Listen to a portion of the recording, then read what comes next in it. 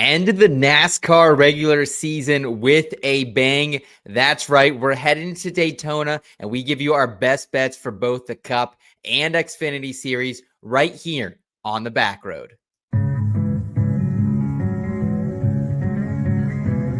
It's a non-points race, but it is a short race. Checker flag. That's all this race is.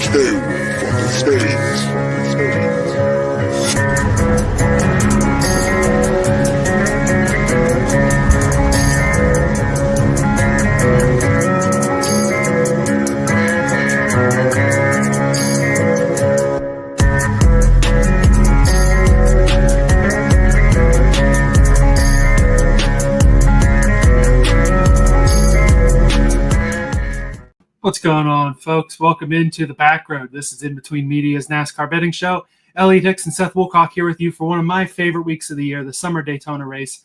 Even more stress than it used to be. It was a lot of fun July 4th weekend when we praised the red, white, and berry here, but also a good time, stressful time for some of us to end the regular season, Seth. Wow, how about it, man? It's been an absolute sensational season on the NASCAR betting scene for us. Many units up, and I do feel a little protective tonight, right? I don't want to get too ahead of my skis, but it's such a fun race. Nothing beats this weekend for me, Elliot. One, we got college football back in action, week 0 kicking off over in Dublin, Ireland. And then, I can park my butt on the couch Saturday night and lock into a fantastic Daytona Cup Series race. So excited for it. Very, very busy time for us in the NASCAR scene in general with the schedule release, everything we're going to break down tonight. But looking forward to all of it kind of coming to a head here Saturday night, win and get in type of weekend. No doubt about it. Really is getting close to that most wonderful time of the year in sports. As you mentioned in the Rearview, we will break down how the Richmond race weekend went and talk about some quick news updates and break down the 2026 schedule, which was released for all 3 series this week. In the Horizon Forecast, we will break down everything you need to know about Daytona and the race weekend. And then, of course, our parking garage props, where we give you our picks for the Cup and Xfinity Series. Plenty of shout-outs here in the intro, as usual. Shout out to everyone watching and in the comments. But we have to start, as we usually do, with those in the IBT Racing family and promote that to you, as we've been doing all season. $3.99 a month or $36 for the year is our asking price. Less than $1 per race if you've been in there the whole season. And shout out to everyone who's been rocking with us over there. Oh, yeah. A lot of fun to get access to our exclusive weekly betting model, the Discord chat with all of our great peeps and all of us here on the show. Entry into our giveaways, which we got another one coming up, a little Alex Bowman autographed diecast. Looks like it won in the poll. And then, of course, access to our full weekly NASCAR betting cards, because especially with all my crazy, insane bets I throw out there sometimes, there's just not enough time on it for the show. And now the more fun part is we've been talking about football coming back. Like you said, week 0 is this week. As the air gets a little crisper, I'm excited for it. You now also get access to the IBT football family with the same purchase. That gives you access to conversation with Seth and all of our football analysts. Of course, Rod and I will be around mostly just for the banter. You'll get access to the full weekly betting cards over there, some memorabilia giveaways, an exclusive Q&A Discord show for any of your questions, your start and sits, all that good stuff with Phil and Ben, 2 of our great analysts at IBT, and entry into the touchdown contest. Every week, you make your anytime touchdown call in a channel each week, update the leaderboard weekly, and a plaque and the bragging rights at the end of the year from Dynasty Decks. It's going to be exciting to watch what goes down in the football family as well as the fall rolls on. Oh, I can't wait, man. I already have my week 0 betting card together. So it really is that time of year, man, where you can start even doing some cross-sport parlays, right? I'm sure I'll have those later to come when we get into the Cup Series playoffs. But, yeah, appreciate everyone hanging out there, and the racing family conversation has been great over the last couple of weeks. Really, really sharp handicappers in there, always putting in their plays. We've had some big winners in there, too. Shout out to our guy, Anthony, who's just been absolutely cleaning up the last few weeks. So been very fun and excited to expand that into the football family as well. Man, and that's exactly what we hope for, is not only for us to help with our betting cards to help them, but them helping us. We've tailed Anthony and some other guys on some bets, and it's really helped us out this year. And we're hoping to continue it into the playoffs. Shout out as well to everyone listening on the audio version on Apple Podcasts, as well as down in Western Tennessee, 101.5 Talk in West Tennessee. Again, kind of tough for the Saturday night races, 8 p.m. on Saturday airtime, but those little live bets, those will work out pretty well and might actually save you some coin. Wait till the end of stage 1 to bet if you have to, and then go and check out those live odds right now, assuming you can do that in Tennessee. And shout out to everyone in the comments too. Marcus, our guy, resident Christopher Bell fan. Marcus? First up, throw your picks in the comments too. Of course, Christopher Bell, normal pick for him, but I don't have much room to talk. We got Stan in the comments as well. I foresee this race will not have as much chaos as expected. Also throwing his top 5 in there. I don't hate that. That would honestly be kind of nice. We got Kush as well, going with his koozie that he won here from last year, Chase Briscoe. Shout out Kush. Put a unit on Byron to be caught in the big one. I love that. We got DY in here. Bowman. I love that pick. Nick as well saying what's up. And then John Ray as well. Who's taking Bubba Wallace to win Daytona? Ooh, I Pretty thought solid, about it. solid picks here. Little Ricky Spinhouse mention as well from both of these guys too. A lot of good picks. Throw your picks in the chat. Or throwing your best bets in there. We'll talk about them as the night goes on. Yeah, excited for that. And also excited, Elliot, to reintroduce everyone to one of our newest partners here, which is myTickets. Very, very excited for them. myTickets is currently on a mission right now where they're actually trying to save everyone $4 million on tickets this year by helping you buy at the right time. Their auto buy feature automatically purchases tickets for you during price drops. Or you can try their buy now tracking, which is going to notify you when tickets are projected to be at their absolute cheapest so you can save the most. So whether you're trying to attend your favorite sporting event, potentially a NASCAR race, your favorite concert or festival, or even a musical and play, myTickets has you covered. Go to mytickets.com right now. Use the promo code IBT to start saving up to 20% or more on your next event. Again, that's mytickets.com. Use the promo code IBT so they know we sent you, and we'd greatly appreciate that. Supporting our sponsors is a great way to help support us here at IBT and on the back road. And Elliot, we'll talk about it later, but already scoping out some tickets, potential races, just to maybe even attend as a fan and not media next year as well. Yeah, no doubt about it. Lord knows a good race as a fan is always a good time. And how generous is myTickets? Not only are they developing the algorithm to get us the best price in any tickets, also throwing out a discount code for those of you who listen here. IBT, that code again for 20% off or more on your next event. Lots of fun over there at myTickets and lots of fun to come at Daytona. But before we get into that, we got to take a look back in the rear view.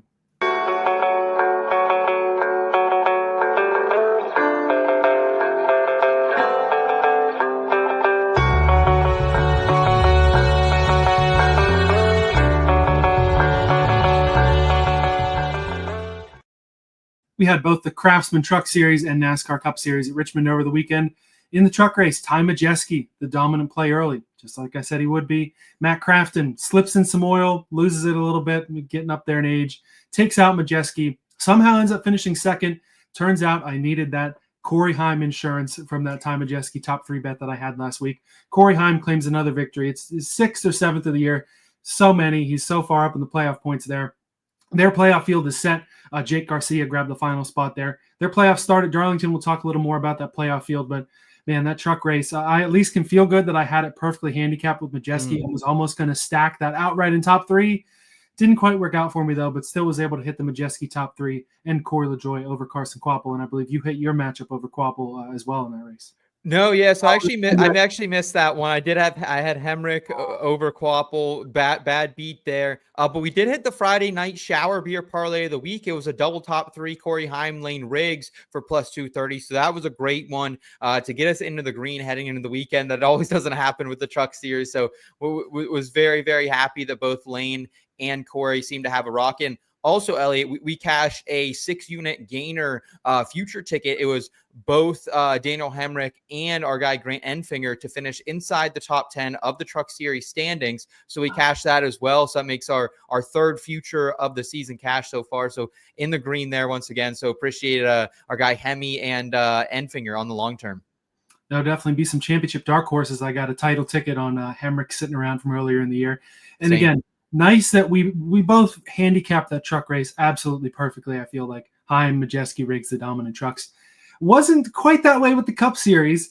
Neither of us had the faith that Austin Dillon could pull it off again and just straight up dominate the last part of the race, get by Ryan Blaney, hold off Alex Bowman, and take the win the right way this time. He gets to keep it, and Austin Dillon is back into the playoffs.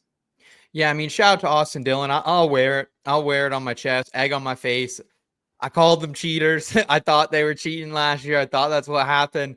But it just turns out that this guy seriously just has a thing for Richmond. I mean, he runs better here than nearly anywhere on this entire circuit, including Daytona, where he has multiple wins. And he was the highest he'd ever been in our projections all year. He was 14th last week, Elliot. So kind of right on that line. I just didn't love the numbers for him, right? And that was kind of what it came down to. But yeah, I mean, Austin Dillon, different crew chief than before.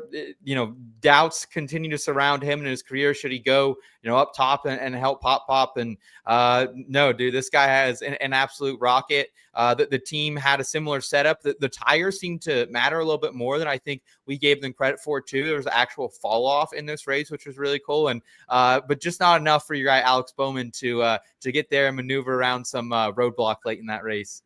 Yeah, but that'll happen, though. Austin Dillon did what he had to do and is able to get in it there. Like I said, I was excited about both Bowman and Kyle Busch for top 10s. Rowdy got a little rowdy. He took out a couple of guys, kind of hurt a couple more of our bets there. Chase Elliott might have had a car that could have ran up front, but he ends up getting taken out. Still was able to hit some top 10s on Logano, Berry, Austin Dillon, and Bowman, as well as my Byron Overbell.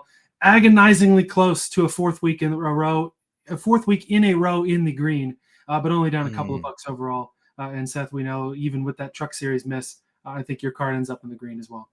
Yeah, 10th week in a row, knock on wood yet again. We're rolling. It was only 2 units in the green, so not a big win for us, but we were able to hit that Austin Cindric top 10 plus 410, and we rode that 100-1 out, man. And I'll tell you what, that I'll ride that. If I can ride 100-1 on a guy who finished top 5, I'll take that bet every single time.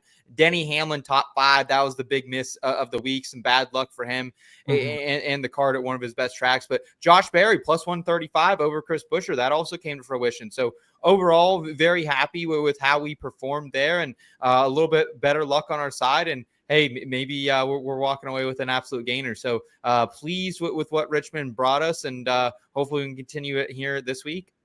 Yeah, no doubt about it. Our guy, Bob Bodner, chatting with Seth a little bit after the race when, of course, Seth, he'll throw it on the DVR and watch it later. I can't do that. I got to watch it live or there's going to be a problem. I get a phone call. Hey, don't spoil the race for me, but did we just hit that 100-1 gainer? No, unfortunately we didn't. But shout out to Austin Cindric as well. Penske boys with a good night. Austin Dillon with a good night.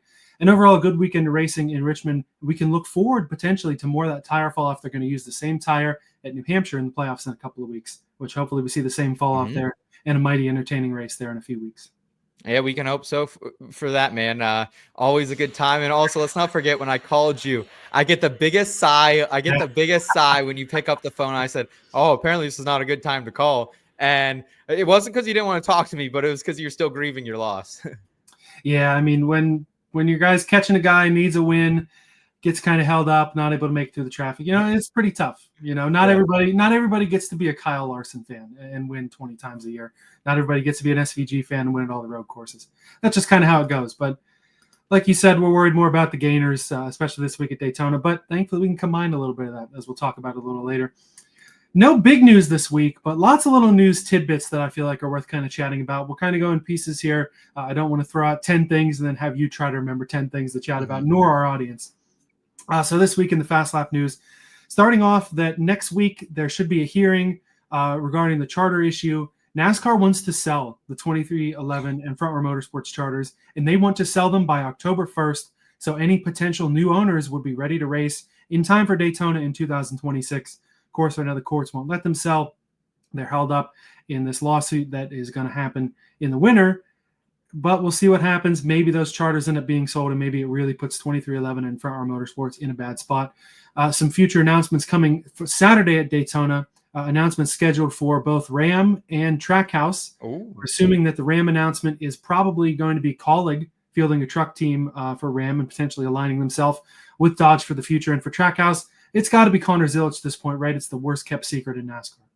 Yeah, I think so. I 100% think so. And just to circle back on the hearing, dude, if FRM and 2311 get dealt this hand, I mean, this is so dirty. They're losing out on millions and millions of dollars that they invested in these charters. So I can't believe it. This is like a bad dream. I feel so bad for them.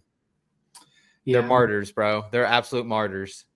They are. I mean, we'll just have to see how it goes. It is wild. NASCAR does not want to waste any time. We'll just see what the courts have to say. And we'll talk about it next week if anything major drops as well. Maybe we'll get some of those new owners too. Could be interesting to see.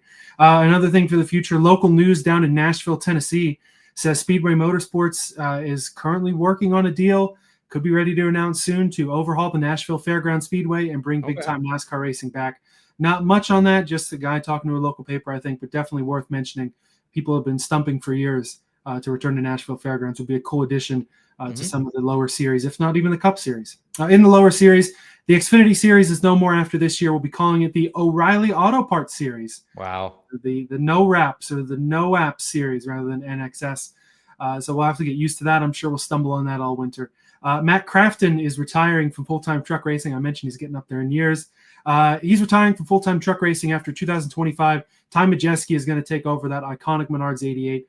I think Matt Crafton has started, every truck race since 2000, 1999, something like that, and almost all of it in that Menards 88. So a pretty legendary career, even if some people think it might have gone on a little too long, hasn't won in a few years.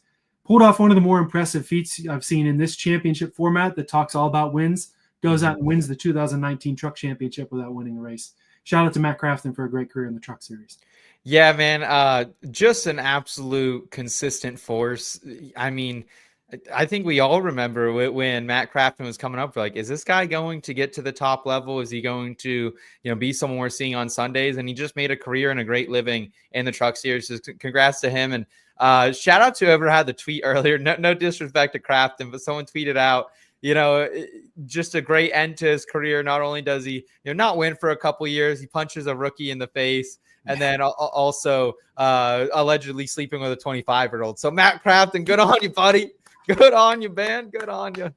Cheers to Crafton and Majeski, another guy who seems like he may be that next to step in, a potential full-time truck kind of guy who kind of stays down and makes a living, which is kind of what you see at ThorSport when you think about it. Your Ben Rhodes of the world. They had Johnny Sauter forever. Of course, Matt Crafton for quite some time. That's kind of ThorSport's bread and butter, and we know that Majeski, especially at Richmond, is generally going to be a good bet there. Agreed. Last couple pieces of news, part 3 of Fast Lap. Also in the Truck Series, Nice Motorsports has been purchased by some members of sponsors of that team, GQS Solutions and JF Electric. So they're just basically shifting around the leadership there, moving a couple crew chief guys, business guys to higher positions. Al Nice getting some investment in there. We'll see what that does to the future of Nice Motorsports. And also talking about the lower series, once again, NASCAR said they are considering rule changes to allow Cup drivers more opportunity to compete at the Xfinity and truck level. Right now, of course, they're limited to 5 races a year.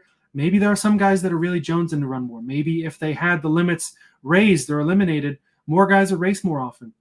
But looking at the stats this year, Ross Chastain was the only driver from the Cup Series to use his full allotment of 5 Xfinity races this year. Larson ran 4. Herbst also ran 4, but I think if you have less than 3 years of Cup experience, you get to run more. I'm not sure on that. SVG ran 3. Nobody else ran more than 2. Down at the trucks, KFB, Kyle Busch, and Chastain ran 5. Hocevar ran 4, and no one else ran more than 2. So we're not really seeing a lot of guys push to the full limit of these races, but maybe teams would kind of work a little differently. Maybe you'd have Hendrick go out there and field that car all 36 races with just a rotating Cup seat or something like that. Either way, interesting to see. I don't want to go back to the days of your Kyle Busches and Carl Edwards running seasons for a championship, but it would kind of be cool to see these guys be able to go down there more often, not only have a good time and sharpen their skills, but also give these Xfinity guys, or these O'Reilly guys, as they'll be called next year, so some more opportunity to go out and beat the best of the best on Saturdays. Yeah, there's definitely a fine line. I do agree. Shout out Carl Edwards. Like guys who were doing that back in the day was pretty cool. But I honestly enjoy the standalone Xfinity races. It makes them easier to bet for me. When we have a lot of Cup Series guys in it, when it's not at road courses, it makes it way more difficult to be placing wagers for me, because I just don't know how to accurately really factor in those Cup Series guys, because sometimes it works out, sometimes it doesn't when they go down in the lower series. So I would be okay, from a selfish perspective if they didn't, but I understand from a fan pageantry perspective that they want to see the top level drivers and they want to see all 3 series if they can. Yeah, no doubt about it. It'll be interesting to watch, as are all of these things throughout next year. Of course, a lot of that stuff is relating to next season. As we talk about, like I said, we're going to trip over that O'Reilly and Xfinity thing all next year. We also have the schedules out officially for next season. The Cup Series schedule, of course, some rumors have been put out, and it was leaked today early from the guys over at The Athletic. NASCAR puts it out on Wednesday, and we got some big news across the board in all 3 series, starting, of course, with the events that affect the marquee Cup Series events. And I feel like the best place to start, something we already knew, but just made official, of course, with the schedule releases, that Homestead Miami Speedway will once again be the finale race for all three series. I feel like there were some pluses and minuses about Phoenix, but especially with the way that Homestead races with the next-gen car, one of the better intermediate tracks, it makes for some extraordinarily exciting racing. I feel like Homestead definitely going to be better than Phoenix, not only for tradition's sake, but also for the auto racing's sake.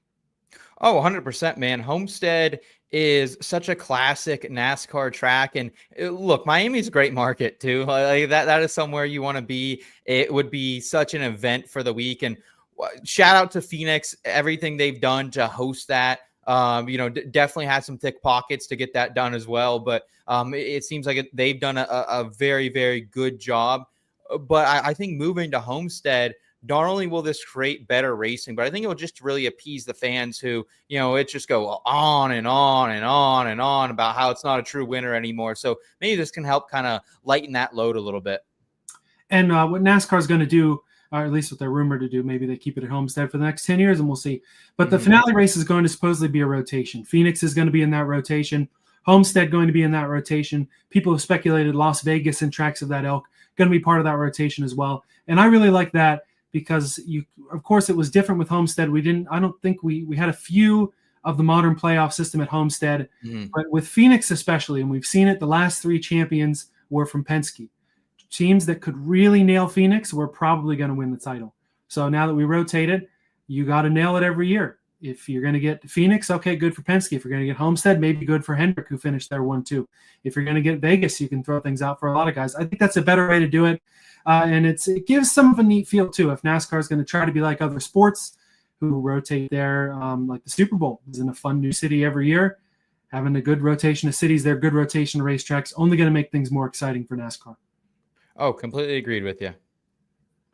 So Homestead, the big news for the end of the year, but lots of stuff happening in between.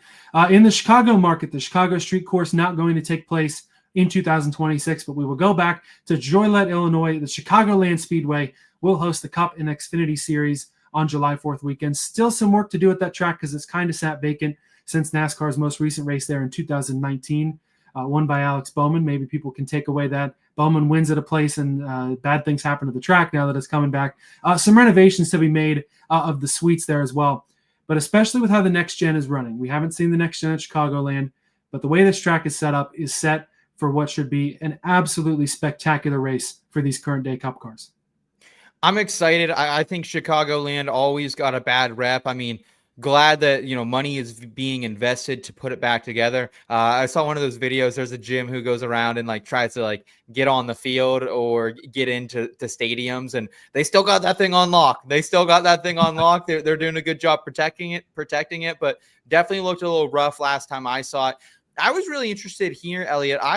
Maybe I just read the initial press release wrong, but I had a feeling, just because of the patriotism of it, I thought we were heading to San Diego for July 4th weekend, but I was expecting Chicagoland to potentially make a return, but was not expecting it to remain there in that same market that it has been. Do you think that's really the play here from NASCAR is, hey, it's worked here in Illinois for the past few years. Let's try to keep that in the mix.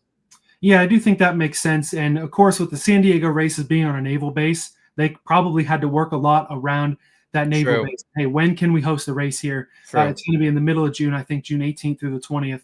We'll see Craftsman Truck Series, O'Reilly Series, and the Cup Series race at Naval Base Coronado. Our guy Rod Villagomez is super excited for that still.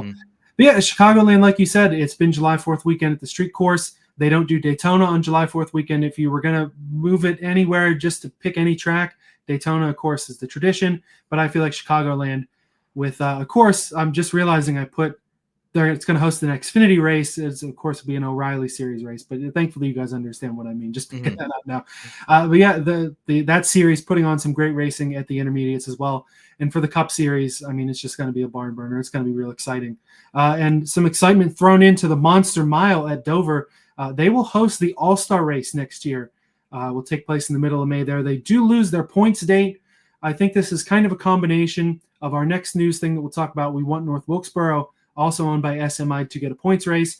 But also they're billing it as marquee events happening in 2026 in the greater Philadelphia area. They're milking it with, okay, the NASCAR All-Star race is going to be here, and then the World Cup, and then all this great stuff happening in the spring and summer 2026 in the greater Philly area.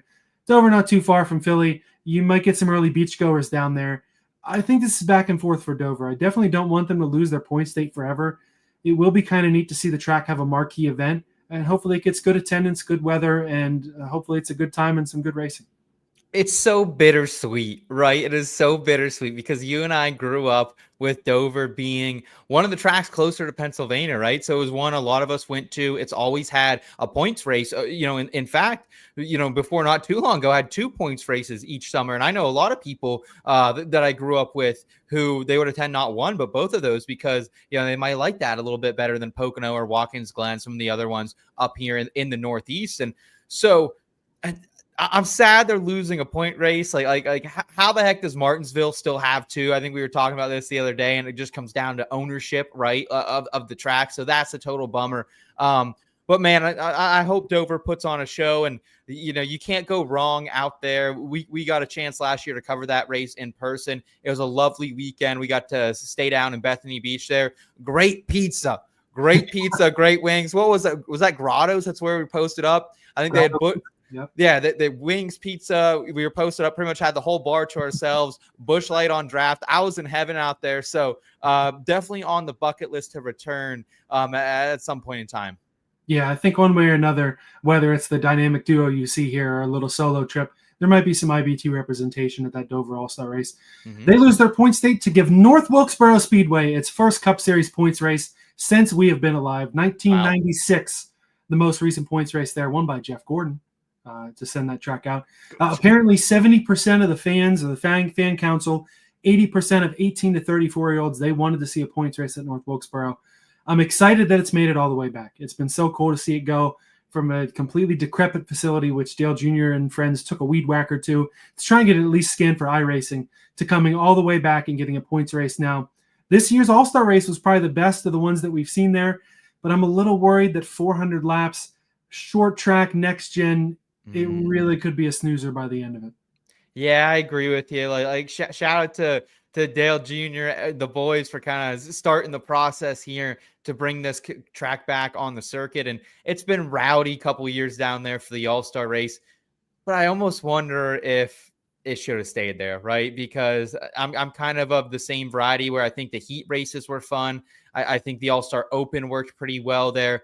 But at the same time, this is a track for the most part where if you get out to a lead, you're setting sail, right? And I think we could see something similar where if Kyle Larson actually qualifies next year for this race, he puts himself on the front row and it's, hey, see you later. I'll see you at the stage breaks, baby. Yeah, that's exactly I don't want to say a nightmare scenario, but that's almost the worst case, most boring scenario is that Larson laps all but the top four. Mm-hmm. Maybe the stage racing saves him from winning the race by a whole lap. But this year's All-Star race, different tire, different rules and stuff like that. It was a little more exciting. So hopefully we see something more like that and not the snooze fest that we can see on the short tracks. And Wilkes County deserves this, right? I mean, this is really the backyard of NASCAR where everything began with the bootleggers. So such a rich part of our history. So regardless of how it happens, and, our beloved Dover had to lose the points race, I'm really happy that it's here to stay and it wasn't just a 1 or 2 years thing. Hey, let's fix this up, see how it goes. And no, it's back, and it feels like it's back for good on the circuit, which means a lot to a lot of people in the history of the sport. Yeah, I mean, you said it. As unfortunate as it is for us currently based and growing up in the Northeast, NASCAR's roots are down south in the Southeast. Mm-hmm. This is really cool to see them come back and to earn it. Before we get into the lower series, some other cup changes. The overall changes, of course, San Diego and Chicagoland coming onto the schedule, replacing Mexico City and the Chicago Street Course. Both potentially going to be back in the future. I know NASCAR wants to get back to Mexico City, but being a World Cup year where Mexico is going to host some games, they didn't really have a date to make that work. In terms of date changes, Watkins Glen is moving to Mother's Day weekend. People are worried it's a little early in the year for that New York climate, but we'll see what happens. Phoenix is now the first race in the round of 8, at least as if we use the current playoff format. Ben Kennedy from NASCAR kind of left it ambiguous, so we're not locked into this yet, but it's probably going to be the same, honestly, in my opinion. Nothing set in stone. If it does stay the same again, Phoenix first race in the round of 8. New Hampshire moves out of the playoffs, of course, for Homestead coming back into it. Now, as we get to the lower series, the O'Reilly Auto Parts Series, as the Xfinity Series will be called next year, No Portland, Mexico, or Chicago street course. Wow. So no Portland is unfortunate. They're heading back there in a couple weeks. The Pacific Northwest, completely unrepresented now among NASCAR's top 3 series. It'll be replaced, of course, by San Diego, Chicagoland, and a second Darlington race, which is exciting too. We know that those O'Reilly cars throw in a great show at the Lady in Black. With Homestead moving to the finale, the Kansas race, which normally would be in the fall playoffs there, will take place during the Spring Cup weekend rather than in the fall. Otherwise, the schedule is pretty much the same. A lot of companion Cup weekends. I think that there's only 1 or 2 standalone Xfinity races now, O'Reilly races. They are going back to Rockingham, both the O'Reilly series and the Truck series, which is a plus. But you mentioned some of those standalone weekends were some real highlights for this series, and not having as many of them, definitely a little unfortunate. Yeah, it definitely is. Like, I can understand why they don't want to go all the way out to Portland. I mean, it doesn't really make a lot of financial sense for a lot of those teams. A lot of times we haven't even had the broadcast at the track. They've been back in Charlotte, so that's been unfortunate. So I understand it from a logistical standpoint, but it is disappointing for those fans up there in the Pacific Northwest. Hopefully they can make their way down to San Diego in the summer for the Cup and Xfinity weekend out there. So that'll be pretty cool. But yeah, I mean, this is kind of what it is right now. And maybe this lends itself to what we were talking about earlier, and we see more Cup Series drivers actually doing some Xfinity Series races with them, competing on the same weekend more and more each and every week. Very true. And those Pacific Northwest folk, and they can always hit Sonoma too, as that series still going to be ripping out there. I'm much more excited for some of these Truck Series schedule changes. The big highlight here is they are going to race on the streets of St. Petersburg as a companion weekend with IndyCar. That is one of 5 road courses on the Truck Series schedule. They'll race, of course, on San Diego's road course, and they do add a Dover point state. Both the O'Reilly and Truck Series races will be racing points races along with the All-Star race there in May. Those dates replace Las Vegas, kind of unfortunate. There's no more Spring Martinsville for the Truck Series and no Pocono for the Truck Series. That's unfortunate. They've been racing there since 2009, but ARCA are going to come back to Pocono, which is exciting for our typical weekend. In terms of dates being moved, Darlington has moved to the spring and Kansas moved to the fall for the Truck Series. Definitely some excitement here. 5 road courses feels like a heck of a lot for the Truck Series, but with the Cup Series having multiple road courses now, O'Reilly Series, lots of road courses, it does make sense that if you're going to use the Truck Series as a ladder to move up, you got to kind of be racing the same sort of tracks and only doing Coda or only doing Lime Rock, just not really cutting it anymore. It's super interesting from a betting perspective too, that we're going to have 5 Truck Series races on road courses next season, Elliot, because who's the dominant Truck Series road course racer? I don't think we really have one. Like Corey Heim, definitely, but there's no certainty that he's going to be back next year in the Truck Series once again. So if he's gone, I'm sure you'll see some Connor Zilich here and there making his way down, but other than that, it feels wide open. So it'll be really fun from a gambling perspective to kind of find, who can master this niche in a truck. Super devastating to me, though, about Pocono. I always found the strategy that was laced within that race at the Tricky Triangle so much fun. Always a great treat to get to the track on Friday, be up there in the skybox and watching those trucks go around. So that'll be really, really disappointing. But other than that, very happy with what the Truck Series is doing. And shout out to St. Petersburg, man. That's one of my favorite IndyCar races. That's one of the times of year where I can really, dedicate myself to IndyCar handicapping and IndyCar watching. So going to be excited to see them down in St. Pete. I'm really hoping that there are a couple open seats for some IndyCar guys to potentially hop in a truck and go beat contenders, have some fun. That would be a lot of fun to see, and those guys would most certainly be the favorites there. 5 road courses, though, you can almost call the Tricky Triangle sort of a road course type of strategy there for the trucks. Yeah. I understand. Of course, it's bittersweet for us to lose our races there, but, I mean, like St. Pete should be exciting. The trucks race pretty well at Dover. And overall, a very exciting schedule coming forth for the Truck Series, as well as across the board. Lots of fun things to watch for in 2026, and we'll be on it each and every week here on the Backroad. That's what we do, baby. And don't you worry. We'll still have some Friday content, I'm sure, coming from Pocono next year for the ARCA race. Give some love to ARCA. I don't know if Frankie Muniz will be down there, but there's always good storylines in ARCA. Oh yeah, dude. There's actually some really good young drivers down there. A couple women drivers are just tearing it up right now. So I'm sure we'll have coverage. We might have to dip into the offshore market to get some bets down, but I'm sure we'll be invested there as well. So that will be a treat. And yeah, man, make sure you guys are following along with us each and every week for NASCAR betting, NASCAR advice. We got you right here on the IBT Media YouTube channel.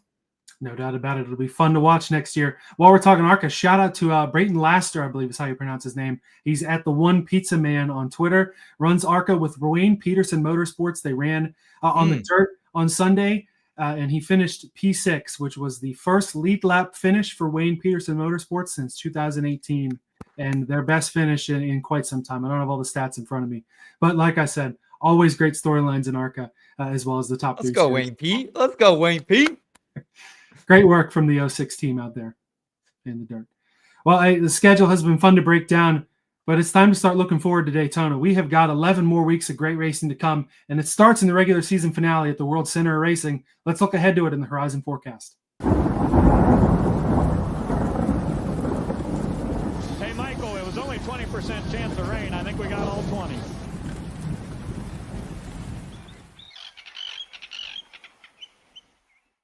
Entry list for the weekend, your normal 36 in the Cup Series, as well as Austin Hill in the 33, Joey Gase in the 44, Casey Mears in the 66, and BJ McLeod in the 78. The Xfinity Series, they were going to have 39 for 38 spots, but the 74 car withdrew, so they're down to 38. Connor Zilic, interesting story for him this weekend. Wow. He is cleared to race, and he will qualify his car, but he talked to Bob Pockris, and apparently the plan is that he'll probably drop to the back early on in the race and get out of the car at the first caution for Parker Kligerman to step in the number 88 and race it the rest of the way. He does hope to run the full Portland race next week, but keep that in mind with your Xfinity bets.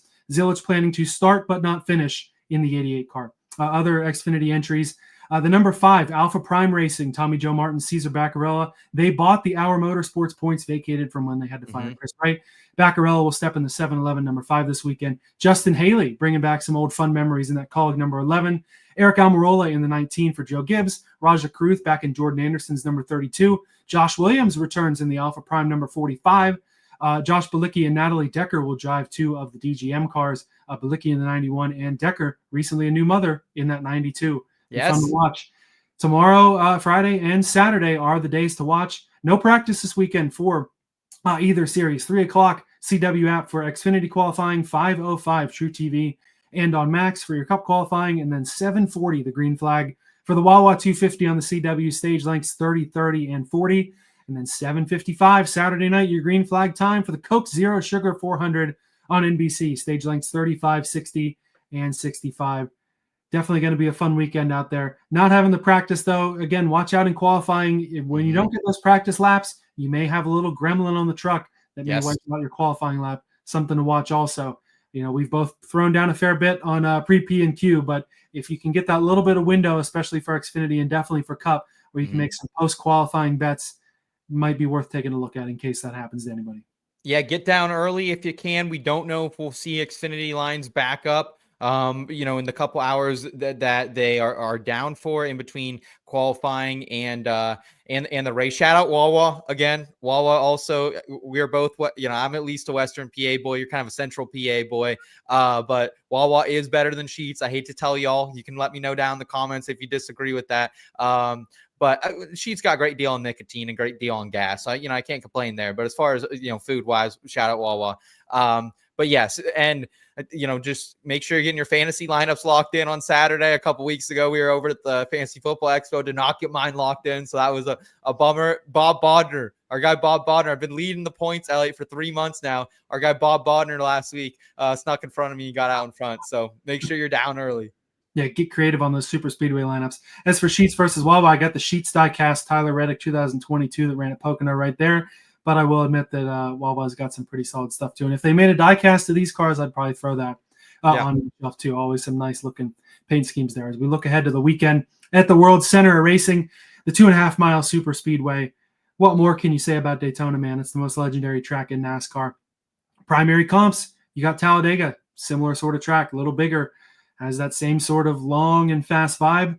But Atlanta, now known as Echo Park Speedway, does have that sort of old school Daytona racing, that we've seen some really exciting racing there this year. I think that you really have to put these both as primary comps and compare and contrast, again, with knowing that Talladega's got the speed and the larger size, but Atlanta probably races a little more like Daytona. Yeah, I agree. More of a handling super speedway. Talladega, you have those wide front and back stretches. You're not really getting that here. And we know 100% too, regardless of how the racing is, fuel mileage will be a factor yet again. Yeah, no doubt about it. Hopefully not terribly, gridlocked and everything early in the race. Mm-hmm. But it'll be exciting to watch. We are entering our 8th next-gen race at Daytona. For a couple weeks there, had some pretty easy trends. 1 race, 2 races, 3 races at a track. Daytona's been one of those that's been around quite as often. In terms of active pole winners overall, Chase Elliott and Alex Bowman have 3 Daytona poles in their career. Chase Briscoe has done it twice. Michael McDowell, Joey Logano, Kyle Larson, Ricky Stenhouse Jr., William Byron, Austin Dillon, and Kyle Busch all have poles at Daytona. When you look at the next gen, Kyle Larson has started first twice, earned the pole for Daytona 500 in 2022, but no qualifying in the summer race. Chase Briscoe was a pole winner in the 2023 summer race and in the Daytona 500 earlier this year. And then each of Bowman, Logano, and McDowell have earned next-gen poles. Here are the finishing positions for those pole winners in order. 32nd, 37th, 5th, 30th, 32nd, 3rd, and 4th. So qualifying maybe matters a little bit, but probably least important at the super speedway tracks than it is any. Yeah, 100%. And ESPN bet put back up the Ford to win the pole bet. I was looking at it was going to be the bet of the week, and they pulled it away from us, Elliot, because I agree. Get me in on these cars that I know are going to be fast early, and I'll have another way of kind of getting in on some of this early race speed, because anything could happen, as we're seeing here in the pole trends. Yeah, I mean, to show you just the variance of qualifying you can get at Daytona overall, the most recent race winner from the first starting position, there was no qualifying that weekend, but Dale Earnhardt Jr. started first in July 2015. That was the most recent winner from the start. The deepest in the field that a winner has started, 2012 July race. Our guy Smoke, Tony Stewart, won from 42nd, a position that does not even exist in the field anymore. Pole sitter has won just over 16% of the time. Front row, 25%. Top 5, just over 45%. Top 10, 73%. And then if you go outside the top 20, you still get almost 11% of winners from there. So with the moving and shaking you can do on super speedways, especially nowadays, is where you start, but it's not really where you start. It's where you finish and how you handle getting through the mess. 100%. As we move on to the race here, your next-gen winners. William Byron has a pair of Daytona 500s the last 2 years. Austin Cindric, Austin Dillon, Ricky Stenhouse Jr., Chris Buescher, Harrison Burton have all won in the next-gen. Their starting spots, P5, P21, P31, P11, P18, P20, and P5. So again, anywhere in the field from top 5 to the mid-30s, you can still win this race. Active race winners from Daytona, Byron and Hamlin have 3. Stenhouse and Austin Dillon have 2. Buescher, Cindric, Blaney, McDowell, Haley, Jones, Keselowski, Logano, and Busch. So the mantra that anyone can win here is pretty much true. If you are a Byron fan and you're looking for him to get another win this weekend, 5 drivers have swept both races in a season, most recently Jimmy Johnson in 2013. We mentioned anyone can win here. 24 first-time winners in Daytona in the track's history. Wow. Harrison Burton, Austin Cindric, Michael McDowell, William Byron, Justin Haley, Eric Jones, some of those that are still racing around. 5 of the last 11 races here have produced first-time winners. So if you're a big BJ McLeod fan or somebody like that, you've really got a chance this weekend. And 9 times, the leader has only led the final lap, including Harrison Burton's magical win last summer. We've seen 25 total overtime finishes at Daytona. I saw that line was, I don't know if it was plus 250 or minus 250. Minus 250. Minus 250 the race to go to overtime. I would count on it. 25 total overtime finishes, including 5 in the next gen in each of the last 2 races. In terms of average finish, John Hunter Nemechek leads, but he's got 5 starts here. It's a 9.8. In terms of guys who have made the majority of the starts, Bubba Wallace averages a 13th place. Alex Bowman, 14.7. Austin Cindric, 15.5. Austin Dillon, 17.2. So, as we always say with super speedways, and as the trends have told you, anybody can win. You don't have to lead much. You don't have to start out front, but it doesn't mean that there aren't guys who are better here than others. Yep, 100% agreed with you there, man. It's very hard to find sticky trends here, but they are out there. You just have to really look through the surface. Our NASCAR IBT betting model does a great job of kind of sorting through some of that. You can look at average finish. You can look, just at Daytona stats. You can look at some of the super speedways we've run this season, things like average running position, finish, things that actually matter. So really, really great trends breakdown. Wanted to shout out a couple people here in our chat as well, Elliot, before we keep it moving. They've been super patient before we get to all the bets. Kyle Busch, pit game stinks. I agree with you on that, DY. I agree with you on that. Blaze Wolf. What's up, Blaze? Good to see you. He's a faithful IBT family member saying he got 1 unit on the KFB outright. I might as well. We'll talk about it. TK checking in with us with the top hat emoji. What's up, TK? And Jamie saying NASCAR, where pit stops are faster than my Wi-Fi. Must not be on Xfinity. Mine too. Yeah, must not be on Xfinity or Breeze Line, baby. Fair enough. Before we get to the bets, let's rip the iFantasyRace.com Asterisk Mark Driver of the Week. One of those guys, Seth, who are above average on the super speedways, but it didn't go so well for him earlier this year. Yeah, if we're going to a super speedway, we're betting our guy, Austin Cindric. Cindric was strong in the Daytona 500, arguably had the best car, but he finished with a misleading 8th place in that race. Cindric finished second in stage 2, had the best average running position on the day, 5.7, and also earned the best driver rating, and of course, leading the most laps, 59 of them. But then on the last lap, he was caught up in some of the mayhem. Danny Hamlin, Cole Custer, who will forget it? Not me, of course. And then he faded from leading all the way back to 8th. So Austin Cindric, I'll have a bet on him later on, but always a contender here. If he can just get to the end, we know he's going to be out front. We know he's going to lead last, potentially put that on the front row off the truck as well. Yeah, Cindric, one of those guys that has become one of the better super speedway racers in the series. Of course, won Talladega in the spring. Probably could have won Talladega last fall and advanced himself to the round of 8. But ends up in the biggest one that we saw there when he was running toward the front. Plenty of asterisks to throw around at these places, but Austin Cindric definitely the one to look at this week. Yep, agreed. What do you say, though? Should we go ahead and close that out and get forward with the bets? Yes, sir. Without further ado, it's the parking garage props.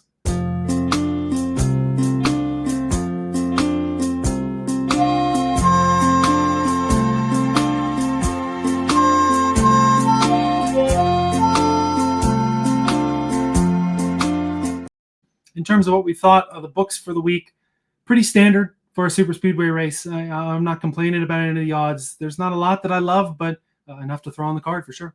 Yeah, I'll talk about it, but I miss some of the markets that they give us for some of these super speedways, like no top 20s, no driver over-unders, no lead lap finishes, no Toledo lap markets.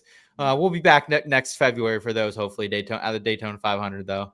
Yeah, I just wish we could get some of the same volume throughout the year as I'm sure we do for the Daytona 500. And hey, part of that is we're beating the books so good this year that they got to give us less chances to win money because we got it. One of the markets that we don't usually explore on the show is picking full teams to win rather than just this driver or that driver. But both of us this week, we're focusing primarily on a whole team to take the checkered flag. I'm going to start off with Roush Fenway Keselowski Racing at plus 550 on Bet365, and I also have individual outrights on each of Brad Keselowski at 14-1, Chris Buescher at 20-1, and Ryan Preece at 40-1. I really am thinking that with all 3 of these guys out of the playoffs, all 3 of them needing a win to get there, they are going to be studying those late teens, early 20s Xfinity races where Kaulig Racing would do anything and everything to get themselves and that nucleus to the front of the field and take the victories there. Of course, Kaulig was able to make it work at Daytona. They won 3 straight summer races. Chastain and Haley taking victories there. And I think RFK is going to do everything they can to do that. We know Brad Keselowski has that super speedway ace up his sleeve, and he hasn't won the here yet in the next gen on a super speedway. But he's got 2 runner-ups at Atlanta. Runner-up finish at the 2024 Talladega race, both of them. That's why I was confused. It's both of them. And also runner-up in the 2023 Daytona 500. At Atlanta, 3 top 6 finishes for Keselowski, 3 next-gen top 10s, 3 next-gen top 5s, and 6 career wins at Talladega. I think he'll be fine with P2 if that 17 or the 60 is up front in P1. I think he's got to be the company man. And that could be the thing that foils it is they got to figure out, they got to be okay with whoever's up front is going to take it. Almost the Dale Earnhardt in 2001. It doesn't matter if it's Michael or if it's Dale Jr. or if it's Dale Sr. up there, we're going to get to the front of the race and we're going to take care of it. We know Buescher knows how to do that here. He won this race in 2023. Didn't need to do the win and in, but was able to win it anyway. Has at least 3 next-gen top 10s at every super speedway in terms of Daytona for his career. 5 top 5s, 9 top 10s, with 2 and 4 of those coming in the next gen. Ryan Preece, not the same kind of history, but that's been the story of his year. It doesn't matter what his history is. He's up here running to the point where, again, very close on making it on points, didn't quite work out, but he's very capable of getting the win too. P2 at Talladega, said that he was the guy, he was going to make those moves to get to the front no matter what, was able to make it work. He was DQ'd in that race, but let's not talk about that. Also has another next-gen top 10 at Talladega, and he's equipped with a Top Gun fighter jet style helmet this week in case he goes airborne, but I think he'll be in really good shape too if he can keep all 4 wheels on the ground. I think it's going to be these Fords that are going to try to take over the race. They've all got talent. They all know what it takes. They all know what they need to do, and I think it's going to be one of these Fords very well taking home their win, winning their way into the playoffs at Daytona. It'd be a great story for Ryan Preece to kind of get his revenge on track that absolutely upended him a few times here. And great number for you, 40-1 on Preece right now. The best I can see out there is 25. So you definitely had a little bit of closing line value. I got in on this stuff Tuesday morning. So. Yeah. So you know, quick trigger from you. So I appreciate that. And Chris Buescher, we need you out here, baby. I would love if he could pull one out here, because right now we're just hanging on in the arms of an angel. 40-1 Chris Buescher championship outright. Not looking good. First future that might be dead. So Chris Buescher, we need you, baby.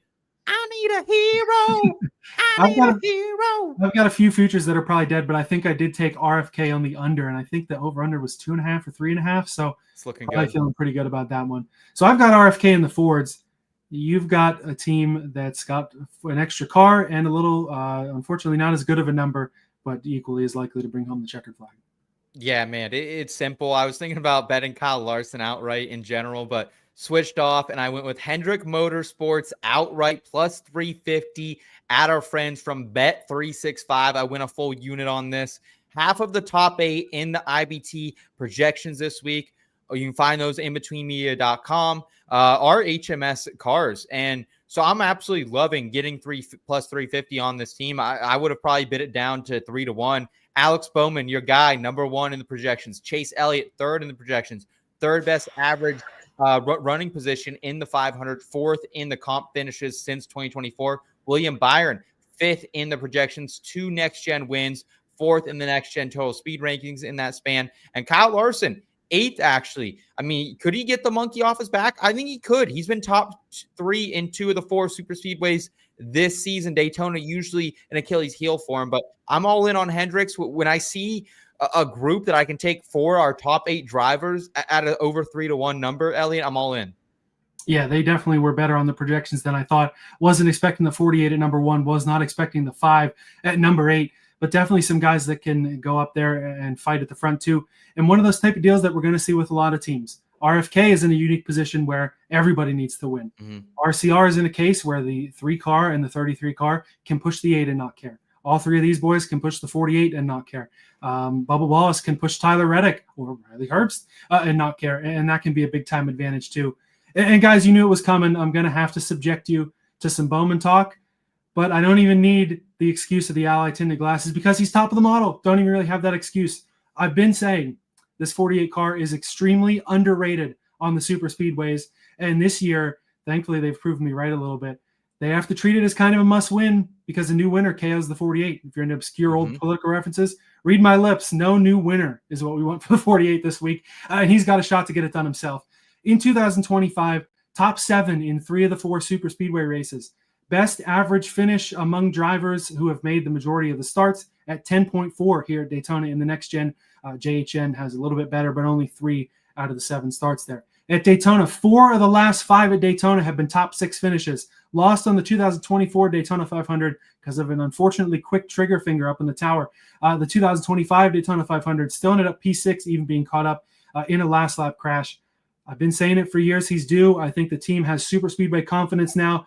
And it is across the board, too. It's not just us. It's not just the Bowman guy talking about Bowman. Even on the projections on NASCAR.com, they have the 48 ranked at number 1. I pulled some stats from that article just before the show to kind of support your Hendrick outright as well. Hendrick has the most wins of any team on drafting tracks in the next gen era with 7. Chase Elliott won Atlanta in the summer. William Byron won the 500. And in the last 10 races, too, I always talk about the what have you done for me lately. Average finish of 8.6 in the last 10 races for the 48. That is the best in the series. And, of course, finishes a sixth or better in 4 of the last 5 Daytona. As I talked about, the man's due. The man's got his back against the wall, and he's got to win as much as or as little as you can predict Daytona. I'm feeling this number 48 to get it done. Yeah. Hey, man, for your sake, I hope you do. And that's the first time Bowman this season has been rated at the top of the projection model. He's been top 5. He's been top 3 a couple of times, never number 1, barely edged out Bubba Wallace there for that claim. So hopefully he gets it done. And, I think he'll be out there. It's just, can he get it? Can he get across the line? Can nothing happen? Can they not call, cautions early or do whatever kind of mess has caused him to not win here so far? Hey, and all you can do is do the best you can with what you got. That's what Austin Dillon did last week in an RCR car. Could we see another hit victory lane this weekend, Seth? We could, man. And speaking of win and get in, Kyle Busch on the outright boosted plus 1,600 at Caesars. I went 0.7 of a unit on this. This was initially 17.5 to 1. And I went back half an hour later after I said, okay, I am going to bet this. And it was already down to 16. So I knew I needed to move quick. Look, one of my preseason bold predictions was that Rowdy wins at Daytona. So I'm back in here with this Caesars boost. And he came so close to winning this race last year, battling late with Harrison Burton. All or nothing here, or he's going to miss the postseason for the second straight season. And he's 6th in the projections, 5th in Daytona Next Gen average, finished 12.1, 3 out of 3 for finishing in the top 10 in the Daytona night race specifically. Also 5th in the Next Gen total speed rankings in that span, 10th in average running position in the 500 this year, 14.9. Would have been way, way better. He was a top 5 car all day, crashed out with 14 to go. The comp finishes since 2024, 16.1. That might not sound great, but that's still 7th. That just shows the variance at super speedways. Yeah, at super speedways, that is a good average finish. I like Kyle Busch this week, too. I've got him at a top 5 at plus 280 over on BetRivers. And like you said, just to play off you, he was just that magical push from Parker Retzlaff to take Harrison Burton from the Wood Brothers to that magical victory away from winning this last year.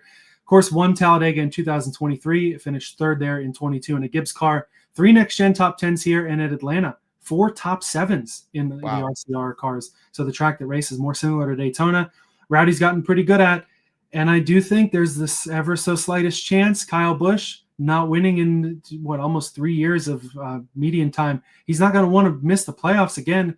We could see a little old school Rowdy, or if not a little old school Rowdy to get dirty. Remember, Austin Hill is in the field and is a teammate too. Maybe don't tell me that. Is a little bit of a sacrifice. Get him out of here. I hope they take that guy out on the first freaking lap. I'm done with Austin Hill. I don't need anywhere near my betting card. You want to talk about race manipulation? I feel like that 33 could be the loose bull in the china shop to maybe knock a couple of guys out of the way. Didn't stop me from betting his top 10, but I don't have that as an excerpt on the show here. We do have a couple placement props, though, and a pretty fun squad ride that I'll let you introduce. On one of those guys, hey, last week I've talked a lot of crap on Corey LaJoie, bet him, and won last week. Talked a lot of crap on this guy and this team too, but we both have some confidence in this number 51, Cody Ware. Yeah, Cody Ware, top 10. Elliot got it at plus 650 early in the week at ESPN Bet. I settled for a 6-1 at FanDuel. I'm down for a half a unit here. Arguably his best IBT grade ever, 33%. Still doesn't look good when you actually sort him out for his ranking because everyone's kind of in that mix. But 6 in the Daytona Next Gen average finishes, 13.2.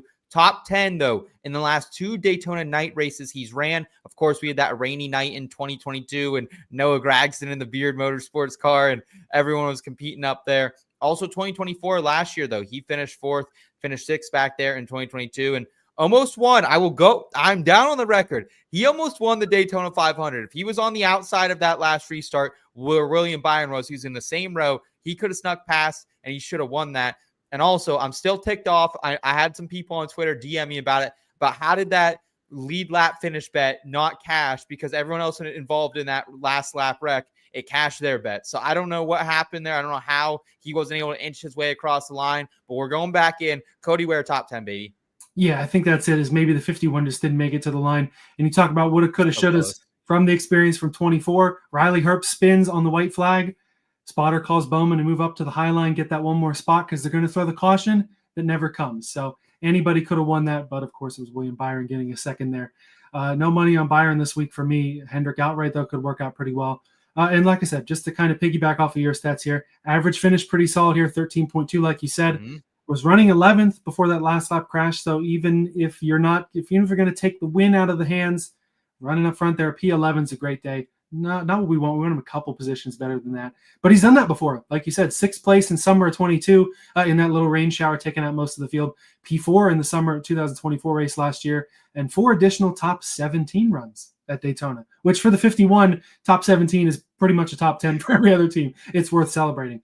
He's come close as well recently. P12 at Dega last fall, P13 at the summer Atlanta race. I'm expecting at least one big one, if not more. We know the 51's pretty good at keeping it clean till the end and just take what's given to them. They know what they have. They know what they are. They don't need to step over their boundary lines, and I think it'll really help them out this week. Let's go, Cody. We need you, baby. We need you, Cody. This is the second time a year we bet on you. We need you to pull it out. And also, shout out Arby's. That's a sick little scheme. How do you feel about I know we don't have a ton of time left, so I don't want to derail us, but I think Arby's is kind of underrated, to be honest with you. I don't mind a little roast beef and cheddar action. A couple times a year you go Arby's. Feels like an Arby's night once in a while, but I don't know, Jim. There are some better options. Have you tried the Arby's cheesesteak yet? I haven't, and I don't know that I want to. Okay. All right. Fair enough. You're from Pennsylvania. You know better. Arby's, there's line roast beef sandwich good from Arby's. Cheesesteak sandwich, I don't know. Mozzarella sticks, not bad. Blaze Wolf, he got a 9-1 on Ware earlier this week. I saw FanDuel when I was checking the odds on Action Network. FanDuel, I think, opened with him at plus 1,600 for a top 10. Wow. I was hoping I could get that. When I went back to it, they had pulled their top 10s and readjusted. Wow. Clearly because of value like that. Good I job, like Blaze. it plus 650. I don't hate it at plus 600. Yeah. I absolutely love it at a 9-1 there for the 51. Again, you won't see me bet him the rest of the year. Maybe at Talladega. I don't know. I do like another sneaky guy, though. We talk about Fords. We talk about sneaky super speedway guys. Zane Smith in that Aaron's number 38. He's hoping to be a lucky dog this week, not losing a lap and getting it back, but getting a good finish there for the front row car. They've been sporty on the super speedways, and front row is not too far removed from being the best in the series in terms of qualifying here. So he'll probably start up front. Won the pole at Talladega, had some good finishes in the Atlanta races, P7 and P11, including running up in the top 5 for much of that late portion of the race in the summer. Also had a top 10 start in each, which helps you out. Of course, Atlanta race is more similar to here. And you talk about his Daytona stats. Talladega, finish-wise, is not going so well for him. But at Daytona, 3 out of his 4 races, he's finished exactly 13th. I have all the faith in the world. He can get 3 more spots at a plus 310. That's why plus 310, plus 3 spots. Let's go with it, Zane Smith, and get that lucky dog. Not to that win you need in the playoffs, but a top 10 is pretty cool. Last year, both these races, I crushed a Zane Smith top 20 bet. That was the move. That's usually the move with him. So to get yourself leveled up to a top 10 at 3-1, I don't hate it. I was off of him just because I had a feeling that something had to go wrong for me eventually at Daytona. And I think that was the 500 this year. So hopefully he kind of got that out of the way and can keep shipping out good finishes here. Just give us a top 20, though. Come on. I'd hit it at even money. I don't care. Even if top 20 is a little much, I would take a top 15 market. Yeah, I would take a 16.5 line. Yeah, absolutely. Yeah, or even those driver over-unders. We didn't really see those a lot last year. Let's go retroactively add that to our impressions of the books. Is why aren't we seeing that as we were? It was either last year, earlier in the year, something like that. Yeah, but they were always like cold at weird times and posted at weird times. So, I do miss them, though. Bring him back, please. I would love that. I'm hoping for some good bets to stay around. And again, a market that we really haven't seen until recently that neither of us have really gotten into. You've got some extended stage matchups this week at Daytona. Yeah, so as we mentioned, no top 20s, no driver over-unders, no to finish on the lead lap, no to lead a lap markets. Those are really how I prefer to bet super speedways, where I feel like I have a little bit more predictability. So can't get those. So I figured I'm going to get out before some of this craziness ensues and go with some stage 1 head-to-head matchups. First, I'm going Brad Keselowski plus 100 at Bet365 against Christopher Bell. I'm going 2 units down on this, so one of my bigger plays for the Cup Series. Bad Brad needs to be out front. You already kind of laid out the case for him. In terms of stage 1, Kez was second in stage 1 at Atlanta 2 this year in the 500 as well against Bell. He has scored no stage 1 points in super speedway races this season. Actually, excuse me, that was incorrect. He did score one stage point in super speedway races this season, but it still was not ahead of Keselowski. Kes also finished P1 in stage 1 of this race last year, and Bell was outside the top 10 in both of the Daytona races in stage 1 last year. So Bell good at super speedways, but usually not off the rip, while Kes is a guy who likes to control the race, unload fast and get out there. I'm also going with Austin Cindric, minus 150. So a little bit of juice I'm laying here versus Chase Briscoe, 2.5 units for me to beat him in stage 1. Look, we said we had to have Austin Cindric on the card, and this guy is an early super speedway beast. Won stage 1 at Atlanta 2, second in stage 1 at Atlanta 1, and then against Briscoe. Briscoe's a guy who has not scored a stage 1 point in super speedway races this season. Cindric also finished P4 in stage 1 in this very Daytona night race last season. Briscoe didn't score any stage points in either Daytona race last season at SHR. So Briscoe, even if he goes out and pulls it again, which again, we know he had a little bit of help getting that in the 500, he can fall back, and I think Cindric will find his way to the front early. So I feel comfortable with the minus 150 and love getting the even money over there on Brad as well. Your impressions here of the stage 1 matchups? Yeah, I'll start with this one and agree that you have to have Cindric on your card in some way. I did throw a sprinkle on, I think, an 11-1 outright on him, as well as a stage matchup that I have over Logano in stage 2 at even money on Bet365. And that's because I feel like Cindric is just a stage menace going to get up there. And Penske, none of them need a win. All 4 of the Penske affiliated cars are locked into the playoffs. But they're going to want to know what their cars have. They want to be in a position at Talladega in the round of 8 to have one of those 4 cars, whoever's still left, to get that win and end up there at the end of the year. Marcus thinks Christopher Bell went over Brad. I'm not surprised. Get out of here, Marcus. Get out of here. I will mention my other stage matchup as well, which is stage 1, Bowman over McDowell at minus 115 on Bet365, because Bowman's in a unique spot of not just needing that win or needing no new winner. He's 29 points back on Reddick. So there is a scenario where Bowman has a good day, Reddick has a bad day, new winner, and the 48 makes it over the 45. So they're not just going to have to sell out for a win or a good run or to pray for no new winner. They can go out there and get a bunch of stage points too, hope the 45 has a pretty rough day, and end up getting in around the back door on points. And in terms of Keselowski over Bell, I love this one. I may have to go bet this one. Not that anybody has nothing to race for, but Bell and JGR, I kind of feel like are in a spot other than to help Ty Gibbs get in. I don't know that Bell has a lot to race for. I mean, he got his 3 wins early. I feel like they may be putting their focus on some of those early playoff tracks, some tracks that he runs well at, some tracks that he's got a better shot of winning than him going to Talladega and winning it there. And we know that Keselowski, RFK, we already had this conversation. They're going to need to be out up front all night. You can't lay in the back and then get to the front at the end because you don't know what your car is going to do. Keselowski especially, even if the 17 and the 60 are a little further back, Brad Keselowski grew up on the Dale Jr. mantra of take every run, and he'll definitely do that. I think this bet is a good one to cash for sure. Thank you. Appreciate it, brother. What do you say we go ahead and round out the program with some Xfinity Series bets for Friday night? Yeah, the beautiful thing about Daytona is it provides a lot of different ways you can go. And I talked about the old colleague strategy earlier. Give me a little Christian Eckes outright at 20-1 in the 16. Justin Haley is back in that 11. He knows how to do it. Neither Eckes nor Dye are in the playoffs right now. Eckes top 10, 3 of the last 4 races overall for him in the Truck Series. Won Atlanta in 2023, has 2 P3s and a P10 here, and 2 top 6 finishes at Dega. That could be some skill. That could be some randomness. Either way, I feel like pulling out the old colleague playbook could be the way to go for a lot of guys.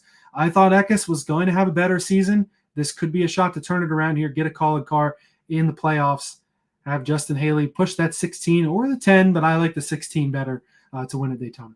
I hope not, just for my Harrison Burton championship future. I was hoping to get a little cash out action if he got into the playoffs. He's 11th right now. So I need this Eckes bet to hit too. My Xfinity future of Eckes over, I think it was Harrison Burton, somebody else, but Brandon Jones is in that matchup too. And Jones, of course, locked in with Darlington. So there's still more of a chance, but yeah, Eckes would be out of that group standings bet, of course, if he doesn't make the playoffs.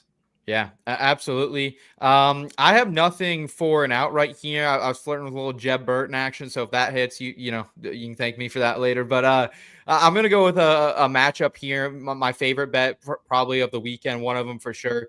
Give me a little Justin Allgaier, little Gator against Brandon Jones, -120 at DraftKings, 2 units down for me.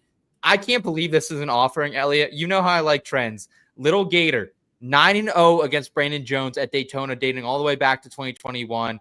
3-1 against him on super speedways this season. So practically, when you factor all those in, he's 12-1 against him. I'll take that at -120 every single day. I couldn't believe that that's who they decided to match Allgaier up with. Yeah, that is a great one for sure. We know the JRM car is oftentimes fast. That Dale Jr. was always good here. He teaches us JRM guys the same way. We've had Allgaier have success here as well. And my goodness, that's a beautiful car that 7 team is going to run this weekend. How can that not run up front, right? Hellman's, baby. That's a good matchup. I'm going to have to look for that too. We haven't talked about RCR yet, but we're going to do that right now. Jesse Love, top 5 at even money, an ESPN bet. My biggest bet of the weekend and one of my biggest of the entire season. Who knows if that's a good idea or not, but down on that as well as a +650 outright. He won the season opener here, of course. 64 laps led here in his career. For Love, who's got that RCR super speedway gene in him. Of course, Boston Hill's still the favorite, but I kind of love Love a little bit more. You look at laps led elsewhere, 196 laps led at Atlanta, as well as a pair of P6 finishes, hoping he's one better than that here. Talladega, his career, 106 laps led, P1, P6, P3. So 2 out of the 3 cashed that bet. One of them would cash the outright. Again, when you're at the super speedways, it's just stupid to ignore RCR. You got to have something on the card for one of these two guys. For me, I love Love this week. Yeah, I'd rather bet him than Big Country. I don't think I can ever bet Big Country again after what he's done to me in the last couple of months. But yeah, no, Jesse Love, absolute rocket. We don't have to spend a ton of time on the analysis of it.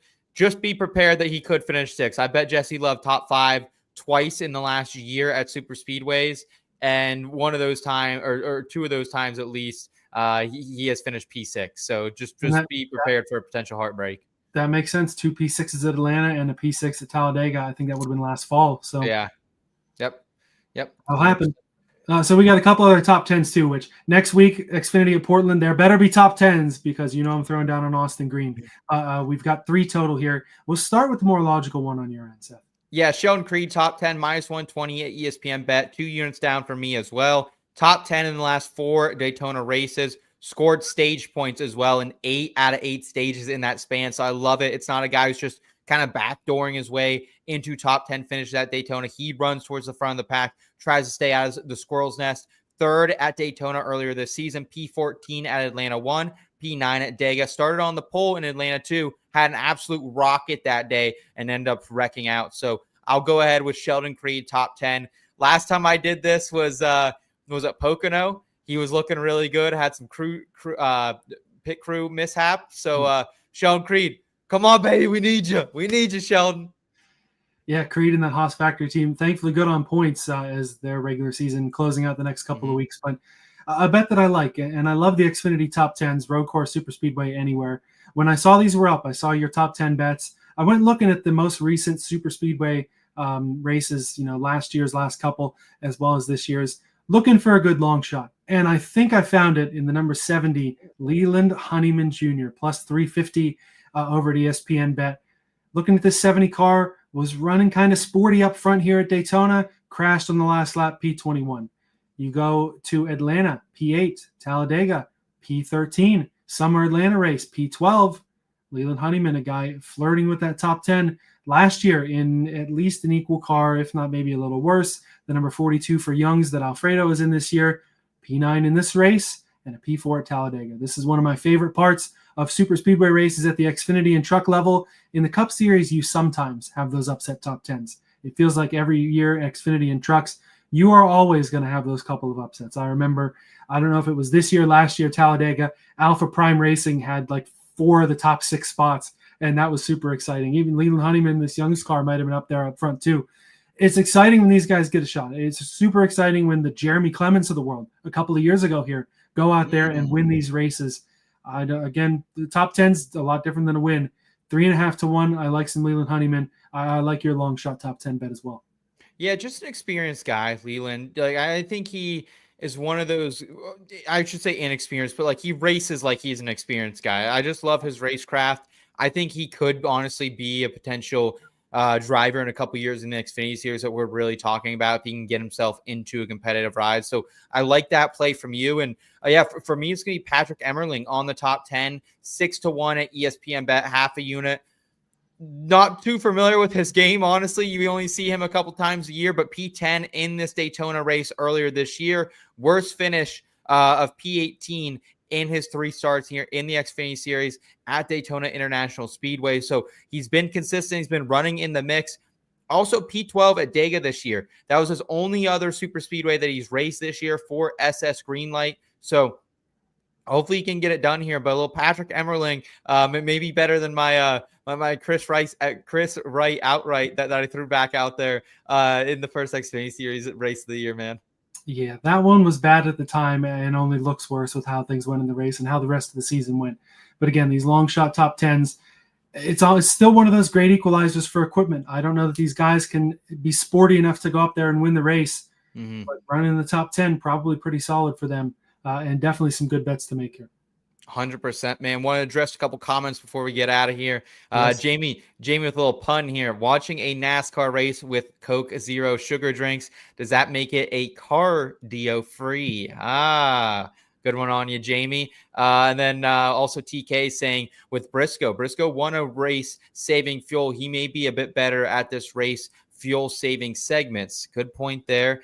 Compared to the 500, he should be better now. Probably. That's a good point. Maybe minus 150 was a little steep of a glass of juice to drink, but it's more about, I think, honestly, backing Austin Cindric than fading Chase Briscoe. Yeah, and I think in terms of fuel saving, you have a couple guys that are exceptional. You know, Joey Logano, of course, has proven he's an exceptional fuel saver. But I feel like the standard is kind of the standard, to pull from a Mike Tomlin saying. The standard is the standard in terms of fuel saving. I mean, I would have said William Byron was maybe a bad fuel saver after he ran out twice when we thought he would make it, but then he goes and wins a fuel saving race, fuel mileage race at Iowa. So you can't really say that anymore.